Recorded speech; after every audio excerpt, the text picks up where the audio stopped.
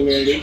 પહેલાં જે શમશાનની મેળવીએ પરચો દીધો, જે એનું જૂનું બેસનું અહીંથી આ જગ્યા જમીન ફાડીને અહીંથી નીકળેલા હતા અને અહીંયા માતાજી વિરાજમાન હતા.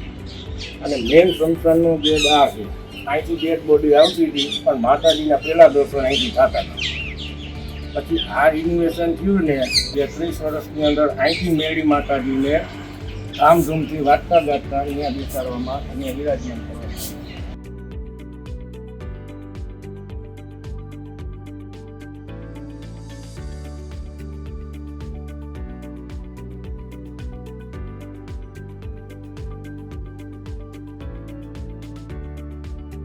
નમસ્કાર દર્શક મિત્રો, આપની સાથે હું આકાંક્ષા ગોંડલિયા. સ્વાગત છે આજના યુટ્યુબ વિડીયો પર વોઇસ ઓફ ડેમાં. આજે અમે લોકો રામનાથપરા સ્મશાનમાં આવેલ, જે રાજકોટમાં આવેલું છે, મસાણી મેલડી માનું મંદિર, ત્યાં અમે લોકો પહોંચી ગયા છીએ. આમ તો દરેક લોકોને આ મંદિર વિશે જાણકારી છે જ, કારણ કે દરેક લોકો એમ કહે છે કે માતાજી હાકાપા છે. જે માંગો એ માતાજી તમારી જે આસ્થા હોય છે તે પ્રમાણે તમારું પૂરું કરતા હોય છે. ત્યારે આજે અમે લોકો પહોંચી ગયા છીએ આ મંદિરે. તો આ મંદિરનો ઇતિહાસ શું છે, કેવી રીતે આની સ્થાપના થઈ છે અને અહીંના કાર્યક્રમોની માહિતી શું છે, તે વિશે જાણવા જ અમે લોકો પહોંચી ગયા છીએ. અને આપણી સાથે જોડાયા છે દિનેશભાઈ. દિનેશભાઈ, સ્વાગત છે તમારું વોઇસ ઓફ ડેના પ્લેટફોર્મ પર. નમસ્કાર, જય માતાજી. જય માતાજી. ખાસ કરીને મંદિરે ભક્તો જ્યારે આવતા હોય છે ત્યારે ઘણી બધી આસ્થા સાથે આવતા હોય છે અને માતાજીના દર્શન કરતા હોય છે. તો પહેલા તો મારે આ મંદિરના ઇતિહાસ વિશે જાણવું છે કે આ મંદિરને કેટલો સમય થયો? આ મંદિરને 1800 વર્ષ થયા બેન. 1800 વર્ષ થયા. હાજરા હજુર માતાજી શમશાનની મેળડી માતાજી બેઠા છે, બરાબર છે. રાજકોટની અંદર કોઈ જૂનામાં જૂના માતાજી બે જ, એક તો આપણા ડેમ ઉપર હાથી ધરાવારે મેળડી માતાજી અને એક આપણે રામનાથપરા શમશાનના મેળડી માતાજી.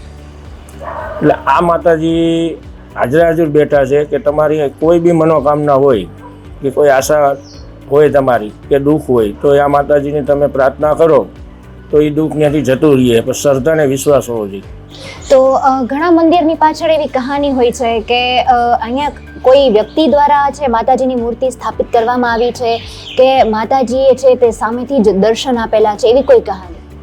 માતાજીના સ્થાપના તો કોઈ કરી નથી બેન, પણ માતાજી આપોઆપ જમીન ફાડીને નીકળેલા છે, કોઈના બેસાડેલા નથી. માતાજીએ જે આપોઆપ અહીંયા બેઠા અને આ જમીનની બહાર નીકળેલા હતા, એને પરચો એવો દીધેલો કે આખું શમશાન એને હલાવી નાખ્યું હતું. હા, પછી ઈથી સમયમાં માણસોએ એમને પૂજવાનું માનવાનું ચાલુ કર્યું અને નાગણી રૂપે એને દર્શન દીધા હતા.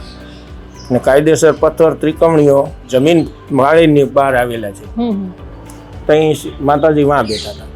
ઓકે, એટલે એ એમની પહેલાની જગ્યા છે ને, અત્યારે પછી અહીંયા? હા, ત્યાંથી માતાજીને એક પથ્થરની મૂર્તિ સમજીને ઉપાડવામાં આવ્યા તો બુલડોઝર 3 વાર તોડી નાખ્યું અને બુલડોઝરના પટ્ટા તોડી નાખ્યા છે, એની ચેન તોડી નાખી વગેરે વગેરે. ઈથી સમયમાં ત્રાંબાના પત્રે લખાણ છે એનું. હા, કે ઈથી સમયમાં એને પરચો દીધો. પછી ડ્રાઈવર જે હતો એમને ઘા થઈ ગયો. પછી માતાજીએ પરચો દઈને એવું કીધું કે પહેલાં મારું મકાન બને, પછી શમશાનનું રિન્યુએશનનું કામ આગળ વધે. એટલે તે દિવસે બધા ભૂવા ભરાડી સંત સાધુને ભેગા કરવામાં આવ્યા અને માતાજીને આજથી 30 વર્ષ પહેલા વાંચતા ગાતા અહીંયા લઈને આવ્યા. એટલે 30 વર્ષ પહેલા માતાજીની અહીંયા સ્થાપના થઈ. તો પછી અહીંયા ભક્તો રોજે રોજ આમ તો ઘણા બધા આવતા હશે ને? સાથે એવું છે કે આપણે રામનાથપરા સ્મશાન છે તેની અંદર જ આપણે માતાજીનું મંદિર આવેલું છે, તો ભક્તો અહીં કેટલા આવતા હશે?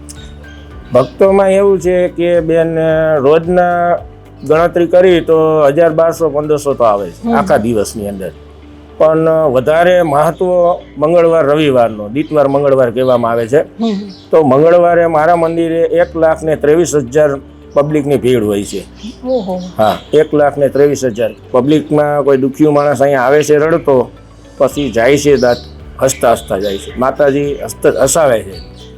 હા, એટલે માતાજી આમ કહે કે બધા એના ભક્તો છે એના ઉપર આશીર્વાદ હર હંમેશ રાખે છે. અને આટલા બધા ભક્તો જ્યારે અહીંયા આવતા હોય છે એમની મનોકામના પૂરી કરવા માટે ઘણા બધા લોકો માનતા પણ રાખતા હોય છે. તો માનતામાં મોટા ભાગે લોકો પ્રસાદ સ્વરૂપે શું રાખતા હોય છે? એ માતાજીને પ્રસાદમાં મોટા ભાગે ચડે તો તાવો ચડે. માતાજીને બહુ વાલામ વાલી કોઈ ચીજ હોય તો માતાજીને તાવો ચડે. હા, આપણે ભડકાના ભડકું હોય છે ઘઉં દળાવી એટલે એનું ભડકું હોય, પછી એમને રોટલી કરી છે એમ લોટ બાંધીને એમને ચાપડી હાથેથી વણવામાં આવે છે, હાથેથી વણીને એને તરવામાં આવે છે, એને ચાપડી કહેવાય છે. એ ચાપડી માતાજીને 5 ચાપડી ધરવાની, એક ઢોસો હોય છે, એમાં એ ઢોસામાં 5 તીના પાડે, એ ઢોસો એના વીરનો હોય છે, એ ઢોસો પણ ધરાવવામાં આવે છે. પછી શ્રીફળ ચડાવવામાં આવે છે, ચૂંદડી ચડાવવામાં આવે છે. એ મેન વસ્તુ તાવો. પછી એના પછીનો કોઈ સ્ટેપ આવે તો ચોખા ઘીની કળા આવે છે, એને કહેવામાં આવે સુખડી. હા, આ 2 વસ્તુ માતાજીને બહુ ભાવે છે, એટલે એ ભક્તો છે એ ચડાવતા હોય. તો ઘણા લોકો તો તાવા માટે છે તે આખા પરિવારનો જમણવાર પણ કરતા હોય છે, તો તેના માટે મંદિર શું વ્યવસ્થા કરી આપે છે? તેના માટે તો અહીંયા તો વ્યવસ્થા નથી. વ્યવસ્થામાં એવું છે કે આ એક સ્મશાન જેવું સ્થળ છે, તો અહીંયા માણસને મોક્ષ મળી જાય છે. જે દેહ છોડી નાખ્યો છે તો એમને લઈ આવે છે અહીંયા, એનું અગ્નિદાન દે છે. તો અહીંયા પબ્લિક ભીડ થાય કે આપણે તાવણ પ્રસાદનું ચાલુ કરી તો એમાં માણસો બધા શું છે એન્જોય કરવા આવે. એન્જોયનો મતલબ દાંત હસતા હોય, હા, કોઈ દેખાડા પાડતા હોય છે. તો આમ એક લેવલમાં તમે જોવો તો વાં અગ્નિદાન દીધું હોય, બિચારા રડતા હોય છે. આમ જોવો તો આનું કોઈ હસતા હોય છે. એટલે એવું પહેલેથી જ મનાય છે કે અહીંયા તાવો કરવામાં નથી આવતો. એટલે અમે એવો નિયમ કર્યો છે કે જે કોઈની માનતાના પૈસા હોય 2.5 કિલાના, તો કોઈ 250 રૂપિયા દે છે, કોઈ 501 રૂપિયો દે છે. એ અમે ભેગા કરીએ છીએ. દર વર્ષે જાન્યુઆરીમાં 1 થી 13 તારીખ સુધીમાં માતાજીનો 9 રંગો માંડવો કરીએ છીએ. ભાવભર્યું જાહેર આમંત્રણમાં ભાવભર્યું આમંત્રણ અમે દઈએ છીએ કે આવો, માતાજીને પ્રાર્થના કરો, દર્શન કરો અને માતાજીના આશીર્વાદ લઈને પછી એમનો પ્રસાદ લ્યો તમે. એટલે દર વર્ષે અમે 2.5 થી 3 લાખ માણસનું રસોડું દઈએ છીએ. ઓકે, અને ત્યારે આખો કાર્યક્રમ થઈ જતો હોય છે. તો એ કાર્યક્રમ સિવાય બીજી એવી કોઈ કાર્યક્રમ કે જે આપણે મંદિર દ્વારા કરાતા હોય? ના, મંદિર દ્વારા અહીંયા છે ને કરતા જ નથી, કેમ કે આ સ્થળ મેં તમને કીધું હમણાં કે અહીંયા થાય એમ નથી, કેમ કે ઉપરથી કોર્પોરેશનની એની મનાઈ છે કે આ એક રડવાનું એક હસવાનું એ આપણે અહીંયા ભેગું ન થાય ભાઈ, બરોબર છે. એટલે અત્યારે કોઈ એવી તો આપણી પાસે જગ્યા નથી ખાલી મંદિર સિવાય. અને મંદિરમાં જેમ અમને સાહેબો કહે છે ઉપરથી ગુણવંતભાઈ નહીં, કોર્પોરેશન નહીં, એ મર્યાદા અમારે જાળવવી પડે. શું કામ એને કે એ લોકો વ્યવસ્થિત વાત કરે છે અને કહે છે એ બરોબર કહે છે. એકવાર હસવું ને એકવાર રડવું ને એ વસ્તુ લાયકાત ન, બંને પ્રસંગ અલગ થઈ જાય ને એ સારું ન લાગે. એટલે એવું કહી શકે કે જે કોઈ ભક્તો અહીંયા આવે છે ને તેને માતાજી ખાલી હાથ ક્યારેય જવા નથી દેતા. તમે જે મનોકામના પૂરી માંગો છો માતાજી પાસે દિલથી, એ માતાજી છે તે પૂરી કરતા હોય છે. એટલે તેટલા માટે જ આટલા બધા લાખોમાં ભક્તો છે માતાજીના દર્શનાર્થે આવતા હોય છે. તો ચોક્કસથી પણ એક એડ્રેસ આપણે સંપૂર્ણ. અમારા માતાજીનું વિરાજમાન છે મેન સ્થળ રામનાથપરા મુક્તિધામ, રામનાથપરા મસાણ. માતાજી શમશાનની મેળી કહેવામાં આવે છે. આજે 1800 વર્ષથી એમનું અહીંયા બેસણું છે. 1800 વર્ષથી એમને આપોઆપ પત્રો દઈને આપોઆપ માતાજીએ દર્શન દીધેલા છે એક નાગણી રૂપે.